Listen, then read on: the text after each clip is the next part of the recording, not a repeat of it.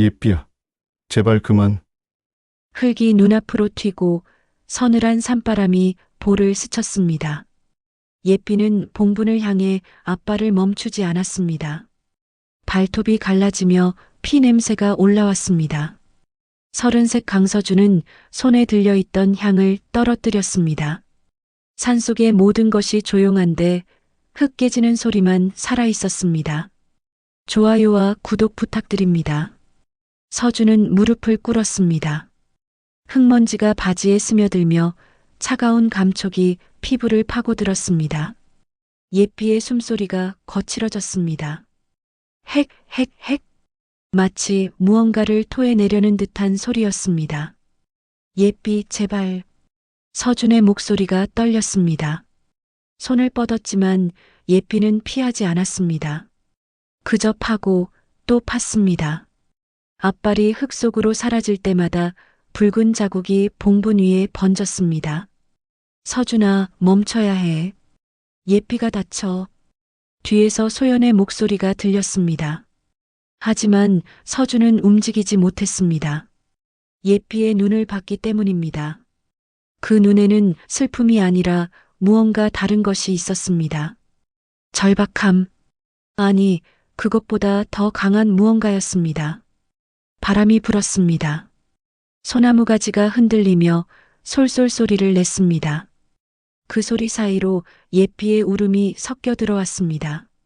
낮고 길게 끝없이 이어지는 울음이었습니다.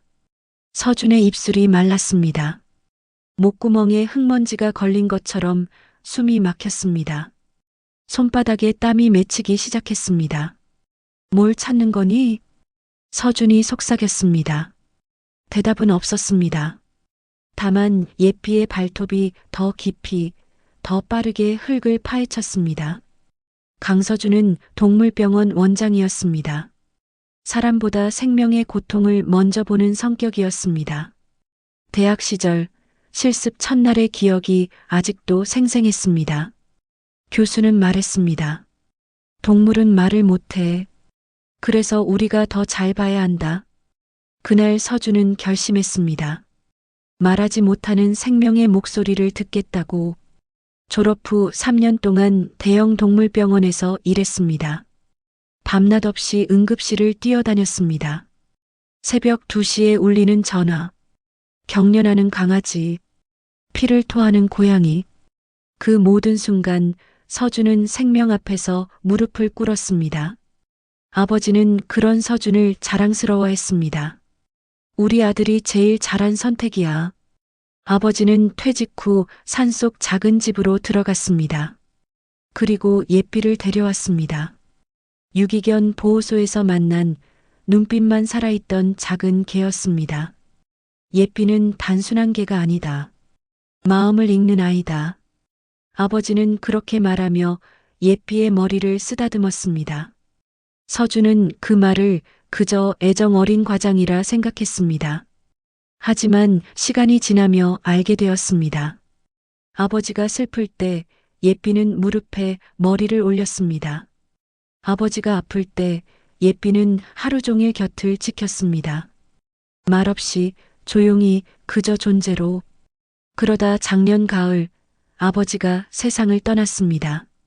갑작스러운 심장마비였습니다. 산속집에서 혼자 쓰러지셨습니다. 발견한 건 이웃 주민이었습니다. 그리고 예삐였습니다. 예삐는 아버지의 가슴 위에 엎드려 있었습니다. 움직이지 않았습니다. 울지도 않았습니다. 그저 아버지의 심장이 있던 자리에 귀를 대고 있었습니다. 장례를 치른 뒤 예삐를 서울로 데려왔습니다. 하지만 예삐는 먹지 않았습니다. 마시지도 않았습니다. 하루 종일 창가에 앉아 하늘만 바라봤습니다. 서준은 온갖 방법을 동원했습니다. 좋아하던 간식, 부드러운 음악, 따뜻한 담요. 아무것도 통하지 않았습니다. 예삐야 먹어야지. 서준이 손으로 사료를 떠서 예삐 입가에 갖다 댔습니다. 예삐는 고개를 돌렸습니다. 눈빛이 텅 비어 있었습니다.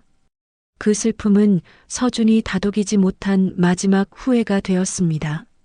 한 달이 지나고 2달이 지났습니다. 예삐는 조금씩 먹기 시작했습니다. 하지만 예전의 예삐는 아니었습니다. 꼬리를 흔들지 않았습니다. 산책을 나가도 고개를 들지 않았습니다. 소연이 말했습니다. 예삐는 아직 아버님을 보내지 못한 것 같아. 서준도 알고 있었습니다. 하지만 어떻게 해야 할지 몰랐습니다. 그러던 어느 날 아버지의 기일이 다가왔습니다. 서준은 가족들과 함께 산으로 올라갔습니다. 예삐도 데려갔습니다. 봉분 앞에 섰을 때 예삐의 눈빛이 변했습니다. 31 박소연 서준의 아내가 예삐의 목덜미를 쓰다듬었습니다. 체온을 손끝으로 느끼며 말했습니다. 이 아이가 지금 느끼는 건 슬픔이 아니에요. 말하지 못한 부탁이에요. 소연의 목소리가 낮았습니다. 바람이 그녀의 머리카락을 흩날렸습니다. 그녀는 동물 행동학을 전공했습니다. 대학원 시절 유기견 보호소에서 자원봉사를 하며 서준을 만났습니다. 둘은 같은 것을 봤습니다. 말하지 못하는 생명의 언어를. 부탁이라니 무슨? 서준이 물었습니다. 소연은 대답하지 않았습니다. 다만 예삐의 등을 천천히 쓰다듬었습니다. 예삐의 숨이 조금씩 가라앉았습니다. 29 강민호가 조심스레 봉분 주변 돌을 치웠습니다. 흐트러진 숨을 쉬며 무릎을 꿇었습니다. 민호는 서준의 사촌 동생이었습니다. 대학을 졸업하고 취업 준비 중이었습니다. 형 예삐가 이상해. 뭔가 찾는 것 같아. 민호의 목소리에 떨림이 섞였습니다. 그는 어릴 적부터 동물을 무서워했습니다. 하지만 오늘 예삐의 눈을 보며 느꼈습니다. 두려움이 아니라 슬픔을. 그리고 봉분 아래를 바라보며 고개를 숙이는 한 사람. 42 이혜정. 그녀는 아버지의 오랜 친구였습니다.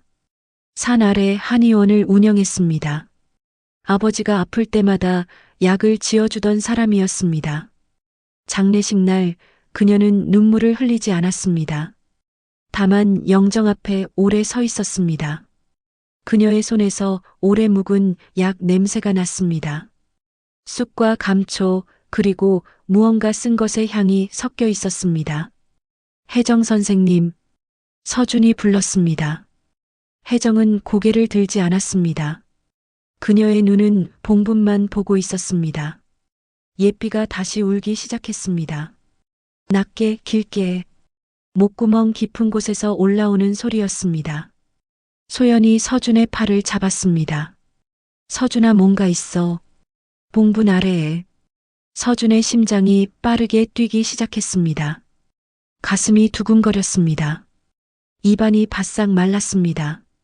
민호가 손으로 흙을 만졌습니다. 차가웠습니다. 그리고 부드러웠습니다. 마치 최근에 누군가 파헤쳤다가 다시 덮은 것처럼. 형 이거. 민호의 말이 끊겼습니다. 혜정이 입을 열었습니다. 건드리지 마세요. 그녀의 목소리가 떨렸습니다. 처음으로 감정이 드러났습니다. 왜요? 여기 뭐가 있는 거예요? 소연이 물었습니다. 혜정은 대답하지 않았습니다. 다만 두 손으로 얼굴을 가렸습니다. 예삐가 봉분을 향해 몸을 던졌습니다. 예삐가 무덤 앞에서 몸을 떨며 낮게 울었습니다. 목구멍에서 나오는 소리는 더 이상 울음이 아니었습니다. 경고였습니다. 흥건해진 발바닥에서 진흙 냄새와 피비린내가 섞여 올라왔습니다. 붉은 발자국이 봉분 위에 찍혔습니다. 예삐가 뭘 찾고 있는 거야? 소연의 목소리가 떨렸습니다. 그녀는 예삐를 안으려 했습니다. 하지만 예삐는 몸을 틀며 피했습니다. 그리고 다시 앞발로 흙을 팠습니다. 서준이 손을 뻗었습니다. 예삐 안 돼. 다쳐. 하지만 예삐는 멈추지 않았습니다. 발톱이 돌에 부딪혀 깨지는 소리가 들렸습니다. 딱딱. 날카로운 소리였습니다. 무겁게 가라앉은 하늘빛 아래 네 사람은 서로를 바라봤습니다. 눈빛 속에 두려움보다 슬픔이 먼저 번졌습니다. 민호가 먼저 움직였습니다. 그는 예삐 옆에 앉아 함께 흙을 파기 시작했습니다. 맨손으로 손톱 밑으로 흙이 파고들었습니다. 아팠습니다. 하지만 멈출 수 없었습니다. 민호야, 뭐 하는 거야? 서준이 소리쳤습니다. 민호는 대답하지 않았습니다. 다만 더 깊이 팠습니다. 소연도 무릎을 꿇었습니다.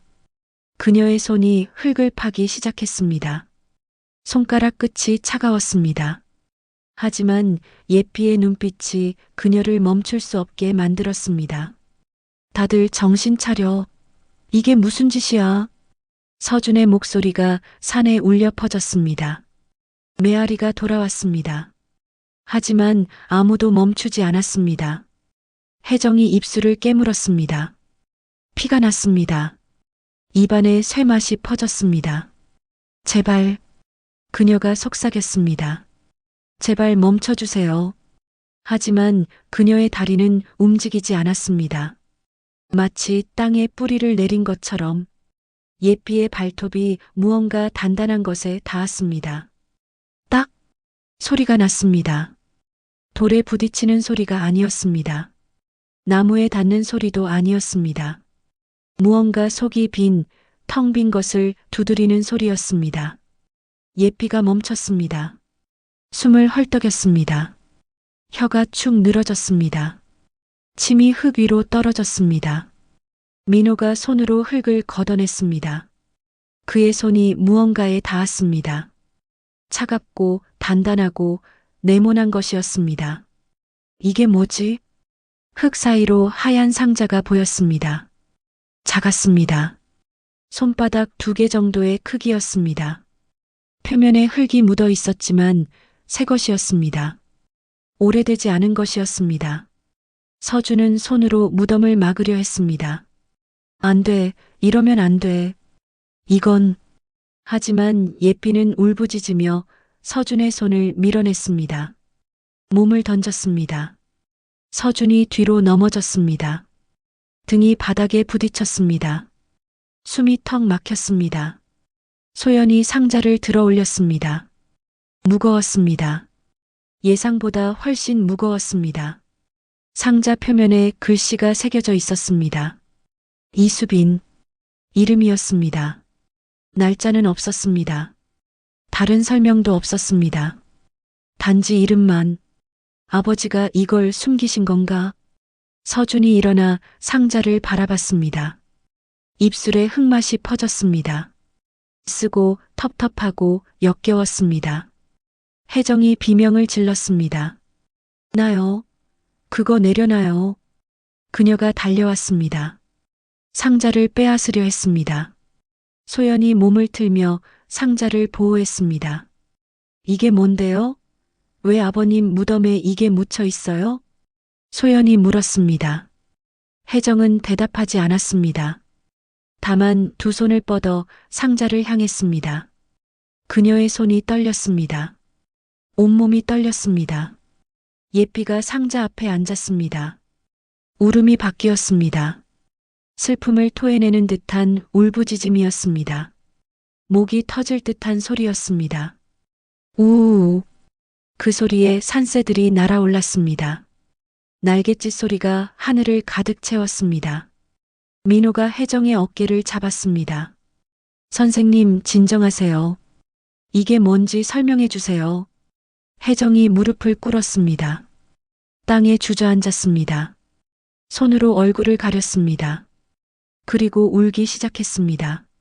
소연이 상자 뚜껑을 열려 했습니다. 안 돼. 서준이 소연의 손을 잡았습니다. 함부로 열면 안 돼. 이건 뭔가 잘못된 거야. 소연이 서준을 바라봤습니다. 뭐가 잘못된 건데? 아버님이 숨기신 거라면 우리가 알아야 하는 거 아니야? 서준은 대답하지 못했습니다. 머릿속이 복잡했습니다. 생각이 정리되지 않았습니다. 혜정의 울음소리가 산을 채웠습니다. 그 아이 제 딸입니다. 침묵이 흘렀습니다. 바람이 멈췄습니다. 새소리도 들리지 않았습니다. 세상이 멈춘 것 같았습니다. 서준의 입이 떨어지지 않았습니다. 목구멍이 막혔습니다. 숨을 쉬려 했지만 공기가 들어오지 않았습니다. 뭐라고요? 소연이 먼저 물었습니다. 그녀의 손에서 상자가 미끄러질 뻔했습니다. 민호가 받쳐줬습니다. 혜정은 고개를 들지 못했습니다. 눈물이 턱을 타고 흘러내렸습니다. 흙 위로 떨어졌습니다. 똑똑 작은 소리였습니다. 하지만 그 소리가 세상에서 제일 크게 들렸습니다. 수빈이 제 딸 이름이에요. 혜정의 목소리가 갈라졌습니다. 15살에 세상을 떠났어요. 서준이 한 발 다가갔습니다. 무릎을 꿇었습니다. 혜정과 눈높이를 맞췄습니다. 그게 무슨 말씀이세요? 아버지와 무슨 관계가 있는 건데요? 혜정이 눈을 감았습니다. 숨을 길게 내쉬었습니다. 그리고 천천히 말하기 시작했습니다. 저는 오래전에 남편을 잃었어요. 수빈이가 5살 때였죠. 그때부터 혼자 수빈이를 키웠어요. 한의원 일을 하면서요. 그녀의 목소리가 떨렸습니다. 수빈이는 착한 아이였어요. 공부도 잘하고 효심도 깊고 제가 힘들어하면 언제나 제 손을 잡아줬어요. 혜정의 손이 허공을 더듬었습니다. 마치 누군가의 손을 찾는 것처럼. 그런데 중학교 3학년 때였어요. 수빈이가 아프기 시작했어요. 처음엔 감기인 줄 알았어요. 하지만 점점 심해졌죠. 기침이 멈추지 않았어요. 밤마다 열이 났어요. 예삐가 혜정의 무릎에 머리를 올렸습니다. 혜정은 예삐의 머리를 쓰다듬었습니다. 병원에 갔어요. 검사를 했어요. 그리고 백혈병이라는 진단을 받았어요. 소연이 손으로 입을 막았습니다. 선생님, 혜정은 고개를 저었습니다. 치료를 시작했어요. 항암 치료를. 수빈이는 힘들어했어요. 머리카락이 다 빠졌어요. 먹지도 못했어요. 하지만 포기하지 않았어요. 엄마, 나 나을 거야. 걱정하지 마. 라고 말했어요. 혜정의 목소리가 점점 작아졌습니다. 그런데 1년 후에 재발했어요. 의사는 말했어요. 더 이상 방법이 없습니다. 라고. 서준의 가슴이 무거웠습니다. 숨을 쉴 때마다 아팠습니다. 그때 아버님을 만났어요. 아버님은 제 한의원에 자주 오셨어요. 수빈이 이야기를 들으셨고 병문안을 오셨어요. 혜정의 눈에서 눈물이 멈추지 않았습니다. 아버님은 수빈이에게 따뜻하셨어요. 책을 읽어주시고 이야기를 들어주시고 수빈이는 아버님을 할아버지라고 불렀어요. 친할아버지처럼요. 혜정이 상자를 바라봤습니다. 수빈이가 떠나던 날 아버님이 오셨어요. 수빈이의 손을 잡으셨어요. 그리고 말씀하셨어요. 수빈아, 할아버지가 널 지켜줄게. 걱정하지 마. 라고. 민호가 고개를 숙였습니다. 눈물이 떨어질 것 같았습니다. 수빈이는 아버님 손을 잡은 채로 눈을 감았어요.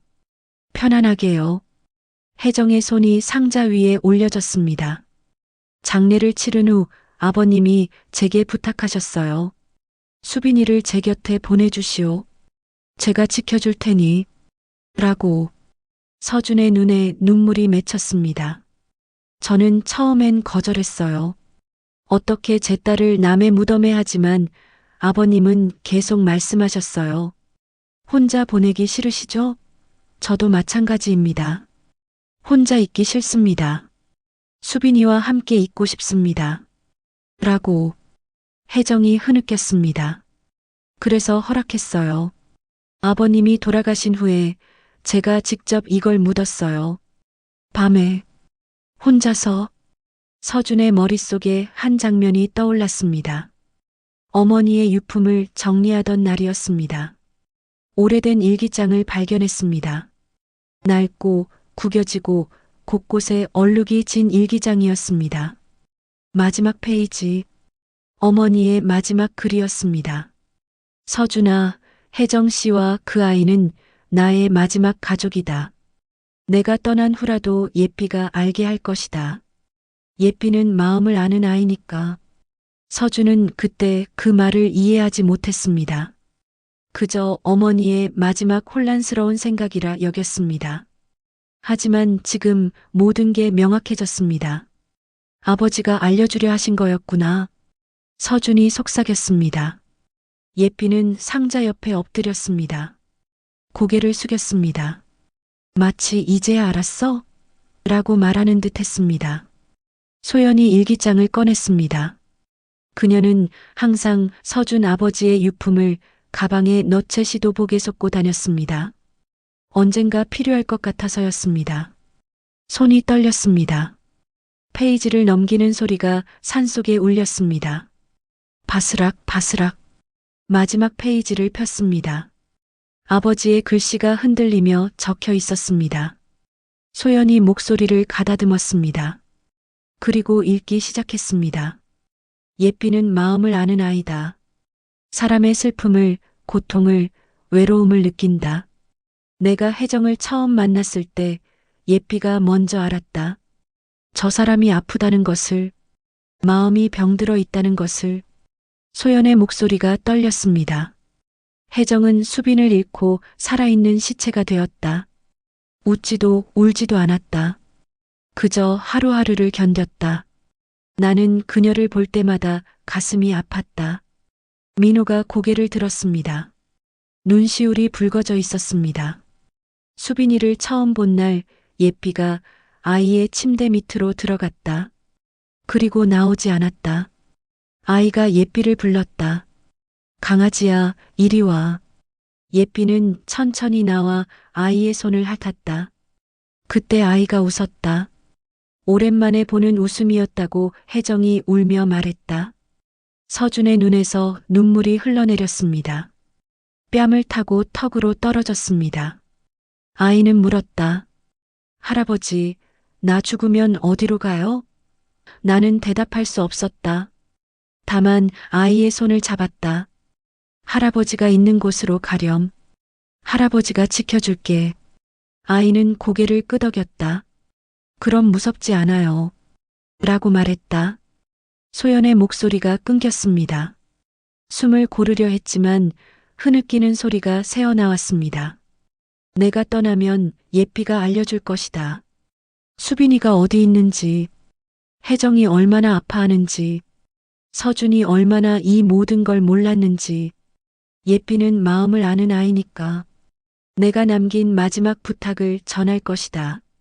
소연이 마지막 문장을 읽었습니다. 서준아, 혜정과 수빈을 가족으로 받아들여라. 그들은 이미 우리 가족이었다. 다만 내가 너에게 말하지 못했을 뿐이다. 일기장이 소연의 손에서 떨어졌습니다. 땅에 닿는 소리가 작게 울렸습니다. 예삐가 서준의 손등을 핥았습니다. 차갑고 축축한 혀의 감촉이었습니다. 서준은 예삐를 안았습니다. 그리고 울었습니다. 미안해 예삐야. 미안해. 예삐는 서준의 가슴에 머리를 묻었습니다. 심장 소리가 들렸습니다. 쿵, 쿵, 쿵.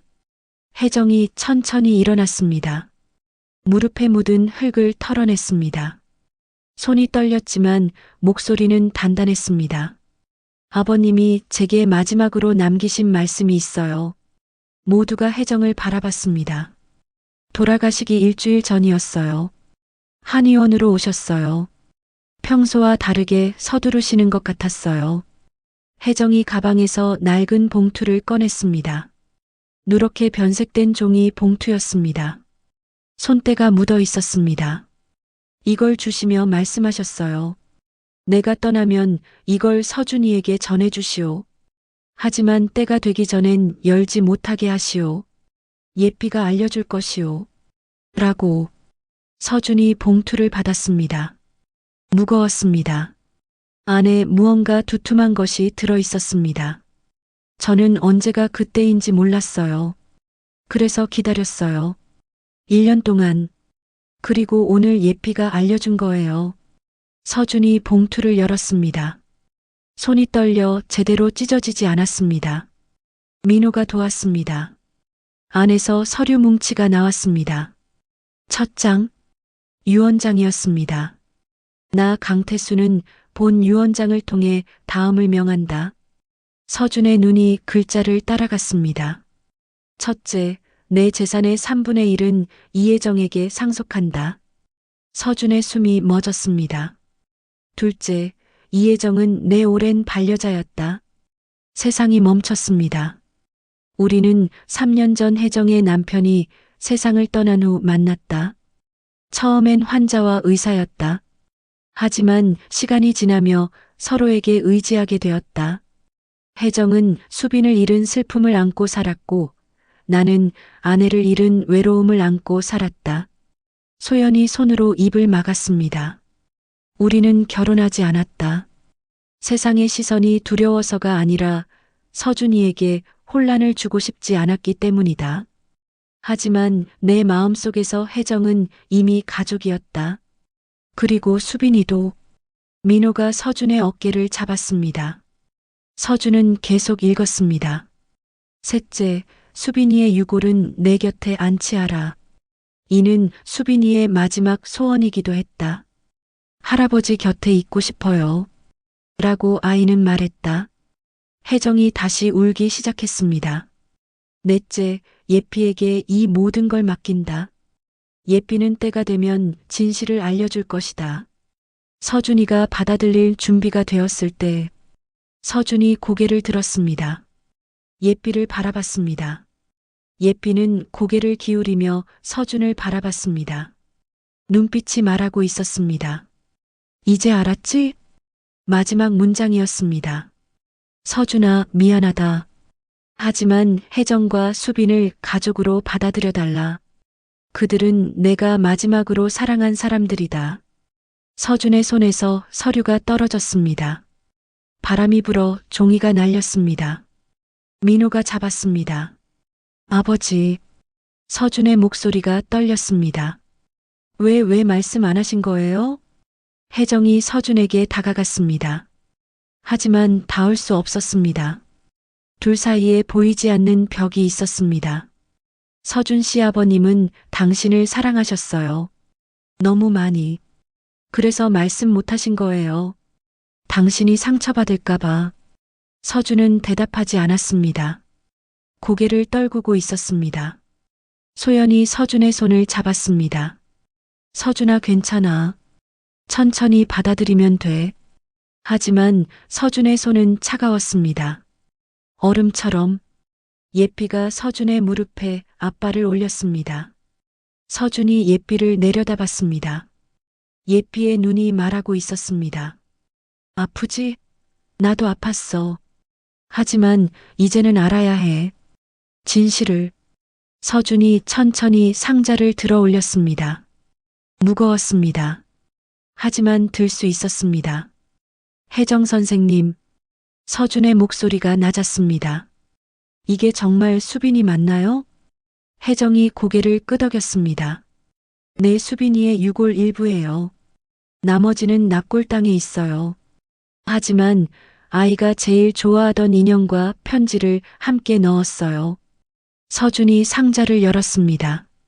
천천히 조심스럽게. 안에는 작은 항아리가 있었습니다. 흰 도자기로 만들어진 손바닥만한 항아리였습니다. 그리고 그 옆에 작은 곰 인형. 낡고 한쪽 눈이 떨어져 나간 인형이었습니다. 그리고 편지 한 장.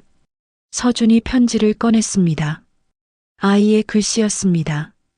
삐뚤빼뚤하지만 정성스러운 글씨였습니다. 소연이 읽었습니다. 할아버지께. 할아버지, 저 이제 아프지 않아요. 더 이상 병원 가지 않아도 돼요. 엄마도 이제 울지 않았으면 좋겠어요.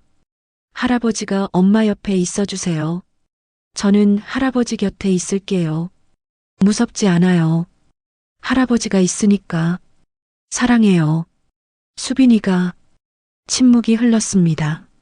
민호가 고개를 돌렸습니다. 울음을 보이고 싶지 않았습니다. 서준이 편지를 다시 상자에 넣었습니다. 그리고 뚜껑을 닫았습니다. 아버지의 뜻대로 하겠습니다. 서준의 목소리가 단단했습니다. 수빈이를 정식으로 아버지 곁에 모시겠습니다. 그리고 서준이 혜정을 바라봤습니다. 혜정 선생님을 가족으로 받아들이겠습니다. 혜정의 눈에서 눈물이 쏟아졌습니다. 서준 씨. 하지만 서준의 목소리가 멈췄습니다. 시간이 필요합니다. 이 모든 걸 받아들이는데 혜정이 고개를 끄덕였습니다. 알아요. 천천히 하면 돼요. 소연이 말했습니다. 일단 법적인 절차부터 밟아야 해요. 유언장 검증하고 재산 상속 문제 정리하고 그리고 수빈이를 정식으로 안치하는 절차도 필요해요. 민호가 물었습니다. 경찰에 신고해야 하나요? 무단으로 묻은 거잖아요. 소연이 고개를 저었습니다.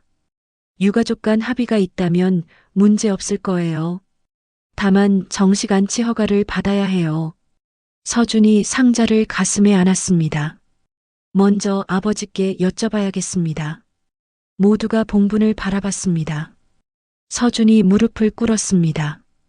상자를 봉분 앞에 조심스럽게 내려놓았습니다. 아버지, 이제 알았습니다. 아버지가 왜 말씀 안 하셨는지, 왜 예삐에게 맡기셨는지, 저는 아직 혼란스럽습니다.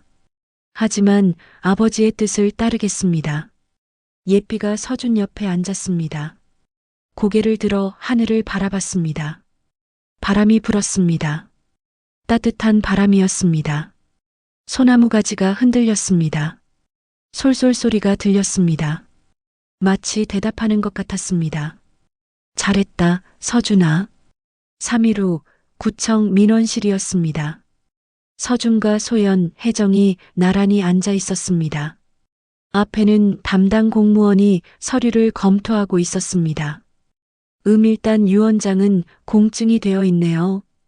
법적으로 문제 없습니다. 공무원이 안경을 고쳤으며 말했습니다. 그런데 문제는 무단 안치 부분입니다. 원칙적으로는 사전 허가 없이 유고를 묘지에 안치할 수 없습니다. 혜정의 얼굴이 창백해졌습니다. 그럼 어떻게 되는 건가요? 공무원이 한숨을 쉬었습니다. 보통은 과태료가 부과됩니다.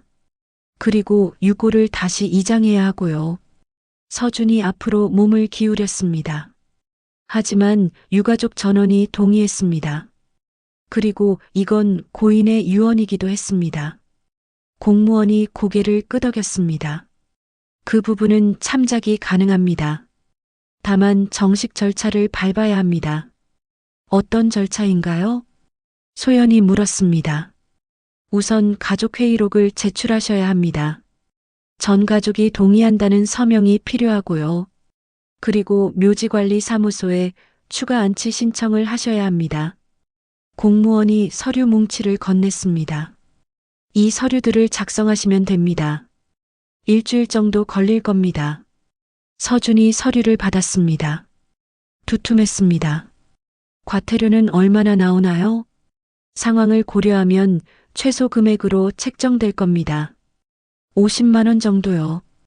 혜정이 안도의 한숨을 쉬었습니다. 감사합니다. 일주일 후 산기슭 작은 식당이었습니다. 서준의 가족이 모였습니다. 삼촌, 고모, 사촌들까지 10명이 넘는 사람들이었습니다. 서준이 일어섰습니다. 다들 바쁘신데 와주셔서 감사합니다. 모두가 서준을 바라봤습니다. 오늘 이렇게 모신 이유는 아버지의 유언에 관한 일입니다. 서준이 유언장 사본을 나눠줬습니다. 사람들이 읽기 시작했습니다. 삼촌이 먼저 말했습니다. 이게 무슨 소리야? 재산을 남에게 준다고? 남이 아닙니다. 서준의 목소리가 단단했습니다. 아버지에게 혜정 선생님은 가족이었습니다. 고모가 끼어들었습니다. 하지만 법적으로는 아무 관계도 아니잖아. 이건 유언이 무효야. 유언은 공증되어 있습니다. 법적으로 유효합니다. 소연이 말했습니다. 그리고 아버님의 분명한 의사입니다. 삼촌이 탁자를 쳤습니다. 안 돼. 우리 재산을 남에게 줄 순 없어. 서준이 삼촌을 똑바로 바라봤습니다. 삼촌, 아버지는 평생 가족을 위해 사셨습니다. 단 한 번도 자신을 위한 선택을 하지 않으셨습니다. 이번이 아버지의 마지막 소원입니다. 그리고 서준의 목소리가 높아졌습니다. 아버지의 재산은 아버지 것입니다. 아버지가 누구에게 주든 그건 아버지의 권리입니다. 침묵이 흘렀습니다. 민호가 일어났습니다. 저는 형 의견에 동의합니다. 할아버지 뜻대로 하는 게 맞습니다. 사촌 누나도 고개를 끄덕였습니다. 저도요. 할아버지가 그렇게 원하셨다면 하나둘 사람들이 동의하기 시작했습니다. 삼촌이 한숨을 쉬었습니다. 알았어 하지만 조건이 있어. 무슨 조건입니까? 혜정 씨가 직접 와서 설명해. 왜 우리한테 말 안 했는지, 왜 몰래 그랬는지. 서준이 고개를 끄덕였습니다. 알겠습니다. 그날 저녁 다시 모였습니다. 혜정이 문을 열고 들어왔습니다. 떨리는 발걸음이었습니다. 모두가 그녀를 바라봤습니다. 시선이 따가웠습니다. 혜정이 깊게 고개를 숙였습니다. 죄송합니다. 제가 잘못했습니다. 그녀의 목소리가 떨렸습니다. 아버님과의 관계를 숨긴 것도, 수빈이를 몰래 안치한 것도 모두 제 잘못입니다. 삼촌이 팔짱을 꼈습니다. 왜 그랬습니까? 혜정이 고개를 들었습니다. 눈이 붉었습니다. 두려웠습니다. 여러분이 저를 받아들이지 않을까봐, 제 딸을 거부할까봐. 고모가 물었습니다. 형님과는 얼마나 만나셨어요? 3년입니다. 아버님 댁에서 일주일에 2~3번 만났습니다. 왜 결혼은 안 하셨어요? 혜정이 눈을 감았습니다. 아버님이 서준 씨를 배려하셨습니다. 아직 때가 아니다. 서준이가 받아들일 준비가 되면 그때 말하자. 고하셨습니다. 삼촌이 한숨을 쉬었습니다. 형님다우시네 끝까지 자식 걱정. 혜정이 다시 고개를 숙였습니다. 정말 죄송합니다. 하지만 아버님과 수빈이는 제게 마지막 가족이었습니다. 부디 이해해 주십시오. 긴 침묵이 흘렀습니다. 사촌 누나가 먼저 일어났습니다. 혜정에게 다가갔습니다. 그리고 손을 내밀었습니다. 잘 오셨어요, 혜정 선생님. 이제부터 가족입니다. 혜정의 눈에서 눈물이 쏟아졌습니다. 하나둘 사람들이 일어났습니다. 혜정의 손을 잡았습니다. 삼촌이 마지막으로 다가왔습니다. 형님이 선택하신 분이라면 우리도 받아들여야죠. 혜정이 무릎을 꿇고 울었습니다. 감사합니다. 정말 감사합니다. 2주 후 다시 산으로 올랐습니다. 이번엔 많은 사람들이 함께였습니다. 서준의 가족들, 혜정, 그리고 혜정의 친구들까지. 봉부는 깨끗이 정리되어 있었습니다. 새로 흙을 다졌고 잔디를 심었습니다. 그리고 봉분 옆에 작은 비석이 하나 더 세워졌습니다. 사랑하는 손녀 이수빈, 여기 잠들다. 서준이 상자를 들고 앞으로 나갔습니다. 손이 떨리지 않았습니다. 마음이 편안했습니다. 봉분 옆에 작은 구멍을 팠습니다. 정성스럽게 천천히 상자를 내려놓았습니다. 흙을 덮었습니다. 손마다 진심이 얹혔습니다. 민호가 들꽃을 가져왔습니다. 봉분 주변에 심기 시작했습니다. 노란 꽃, 흰 꽃, 분홍 꽃, 색색의 꽃들이 봉분을 감쌌습니다. 바람이 불었습니다. 꽃들이 흔들렸습니다. 향기가 퍼졌습니다. 혜정이 봉분 앞에 무릎을 꿇었습니다. 수빈아 이제 편히 쉬렴. 할아버지가 곁에 계시잖니. 엄마는 괜찮아. 이제 혼자가 아니야. 그녀의 목소리가 바람에 실려갔습니다. 예삐가 봉분 앞에 조용히 앉았습니다. 하늘을 바라봤습니다. 울지 않았습니다. 그 눈빛에는 슬픔이 아니라 안도가 있었습니다. 소연이 서준의 손을 잡았습니다. 잘했어. 서준이 고개를 끄덕였습니다. 응, 아버지가 원하신 거니까. 사람들이 하나씩 절을 올렸습니다. 향을 피웠습니다. 기도를 했습니다. 해가 기울기 시작했습니다. 노을이 산을 물들였습니다. 붉고 따뜻한 빛이었습니다. 꽃들이 그 빛을 받아 빛났습니다. 예삐가 꼬리를 한번 흔들었습니다. 처음으로 저녁 서준의 집이었습니다. 예삐가 소파에 누워 있었습니다. 평화로운 얼굴이었습니다. 서준이 예삐를 안았습니다. 따뜻했습니다. 심장 소리가 들렸습니다. 예삐야, 내가 아니었다면 우린 약속을 잊은 채 살아갔겠지. 예삐는 눈을 천천히 감았습니다. 서준의 품에 몸을 맡겼습니다. 소연이 옆에 앉았습니다. 예삐는 정말 대단한 아이야. 사람의 마음을 읽는 것뿐만 아니라 사람을 변화시키기까지 하잖아. 서준이 미소 지었습니다. 아버지가 남긴 마지막 선물이야. 예삐는 창밖으로 별이 보였습니다. 반짝이는 별들이었습니다. 서준이 속삭였습니다. 진짜 가족은 떠난 뒤에도 서로를 품을 길을 찾는다. 예삐가 서준의 손을 핥았습니다. 서준은 깨달았습니다. 예삐는 비밀을 파헤친 게 아니었습니다. 사랑을 꺼내어 보여준 것이었습니다. 묻혀있던 사랑 제시도 보게 속을, 말하지 못한 사랑을, 두려움 때문에 숨겨졌던 사랑을, 그 모든 사랑을 세상 밖으로 꺼내어 빛 아래 두었습니다. 한 달 후였습니다. 혜정이 한의원 문을 열었습니다. 오랜만에 환자를 받았습니다. 카운터 옆에 사진이 한 장 걸려 있었습니다. 수빈이의 사진이었습니다. 웃고 있는 얼굴이었습니다. 수빈아, 엄마 오늘도 잘할게. 혜정이 사진에 대고 속삭였습니다. 종이 울렸습니다. 환자가 들어왔습니다. 어서 오세요. 혜정의 목소리가 밝았습니다. 오랜만에 듣는 밝은 목소리였습니다. 그날 저녁 서준의 병원이었습니다. 마지막 환자를 보내고 문을 닫으려는데 전화가 울렸습니다. 혜정이었습니다. 서준 씨, 저 내일 시간 되세요? 네, 왜요? 같이 밥 먹을까 해서요. 소연 씨도 함께요. 서준이 웃었습니다. 좋아요.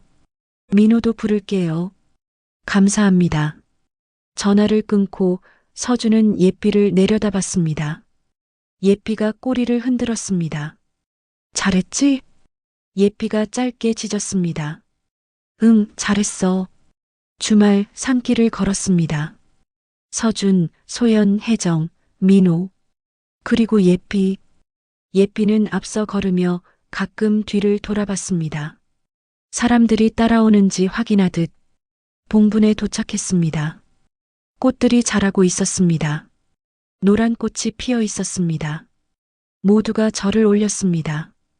혜정이 수빈이의 비석을 쓰다듬었습니다. 수빈아, 엄마 행복해. 이제 가족이 생겼어. 내가 좋아하던 서준 오빠도, 소연 언니도, 민호 오빠도 다 우리 가족이야. 바람이 불었습니다. 따뜻한 바람이었습니다. 꽃들이 흔들렸습니다. 마치 대답하는 것처럼 예삐가 비석 앞에 앉았습니다. 고개를 들어 하늘을 바라봤습니다. 구름이 흘러갔습니다. 햇살이 쏟아졌습니다. 민호가 카메라를 꺼냈습니다. 사진 찍을까요? 다 같이. 모두가 모였습니다. 봉분을 배경으로 하나, 둘, 셋. 찰칵. 사진 속에 5명이 있었습니다. 아니, 6명이었습니다. 사진 구석에 햇살 사이로 희미하게 보이는 작은 그림자가 하나 더 있었습니다. 소녀의 형상이었습니다. 웃고 있었습니다. 저녁, 집으로 돌아왔습니다. 예삐가 소파에 누웠습니다. 긴 한숨을 쉬었습니다. 편안한 숨이었습니다. 서준이 예삐 옆에 앉았습니다. 예삐야, 너 알고 있었구나. 처음부터. 예삐가 눈을 뜨고 서준을 바라봤습니다. 아버지의 슬픔도, 혜정 선생님의 아픔도, 수빈이의 외로움도 다 알고 있었지. 예삐가 고개를 끄덕이는 것 같았습니다. 그래서 기다린 거구나. 우리가 받아들일 준비가 될 때까지. 소연이 물을 가져와 예삐 앞에 놓았습니다.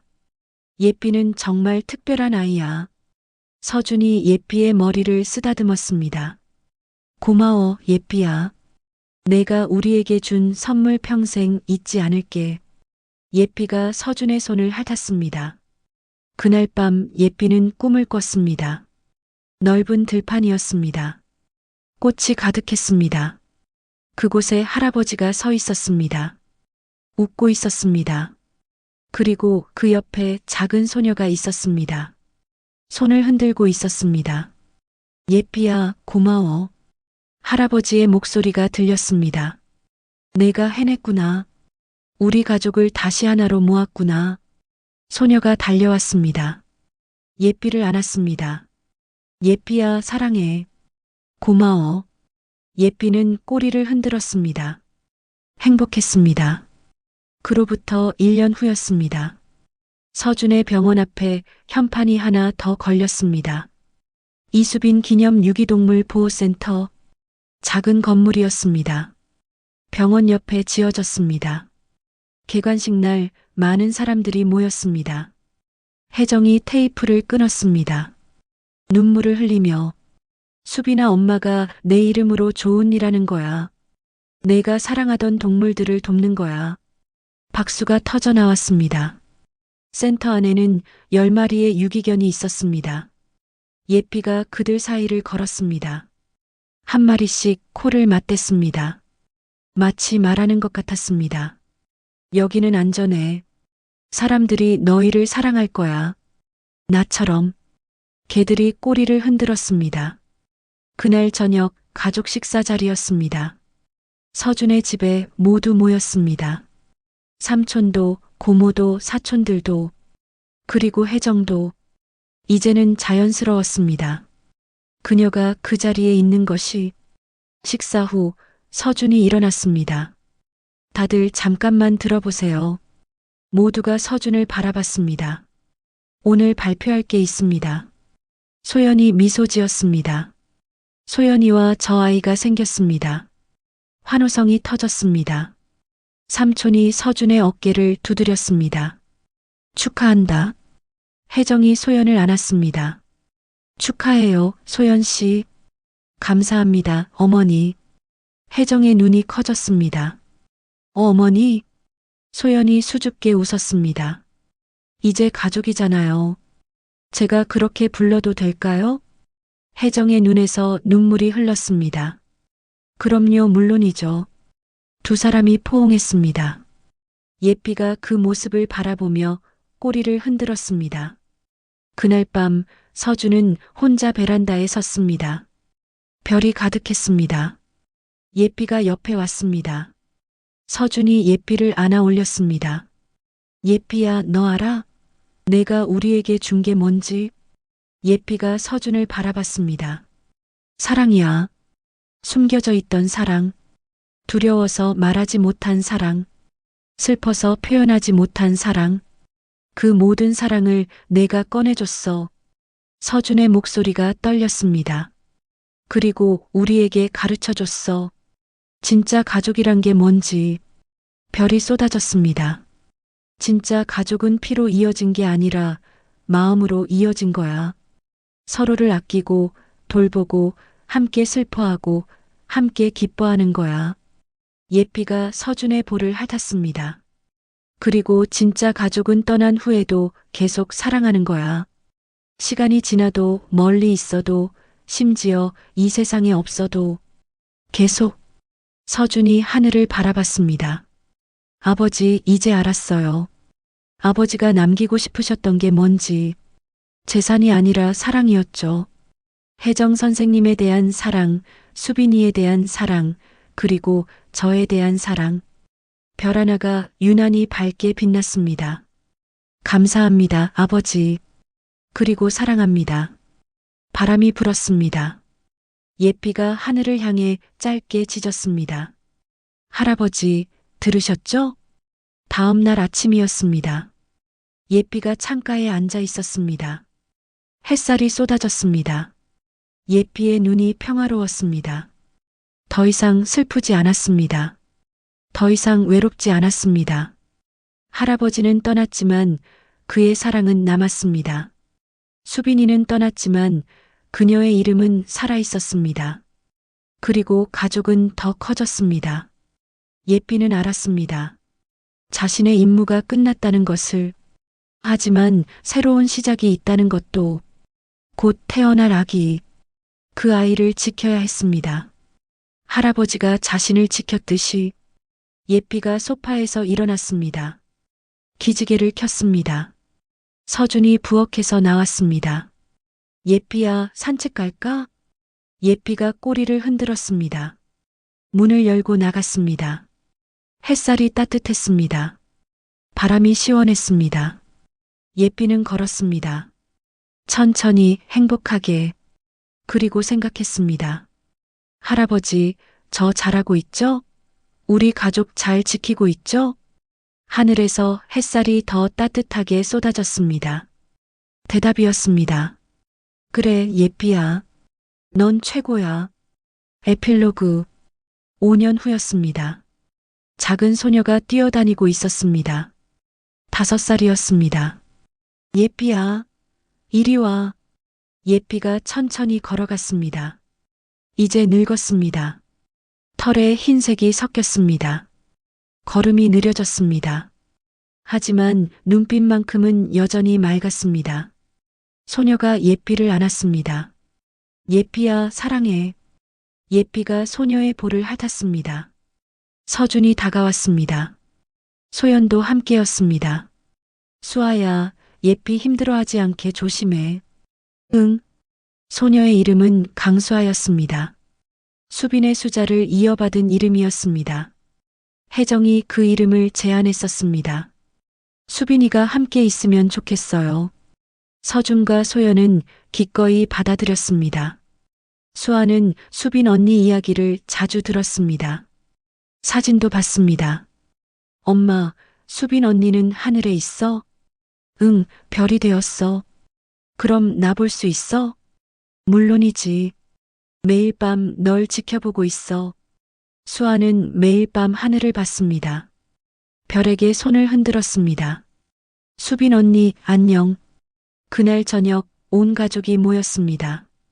혜정의 70번째 생일이었습니다. 케이크에 촛불을 켰습니다. 할머니, 소원 빌어요. 수아가 소리쳤습니다. 혜정이 눈을 감았습니다. 소원을 빌었습니다. 수빈아, 엄마 행복해. 정말 행복해. 내가 원하던 대로 엄마는 이제 혼자가 아니야. 가족이 있어. 사랑하는 사람들이 있어. 고마워, 수빈아. 그리고 사랑해. 촛불을 껐습니다. 박수가 터졌습니다. 예삐가 혜정의 무릎에 머리를 올렸습니다. 혜정이 예삐를 쓰다듬었습니다. 예삐야, 너도 고마워. 내가 없었다면 오늘 이 자리도 없었을 거야. 예삐가 눈을 감았습니다. 행복했습니다. 그날 밤 예삐는 다시 꿈을 꿨습니다. 들판이었습니다. 꽃이 가득했습니다. 할아버지가 서 있었습니다. 수빈이도 있었습니다.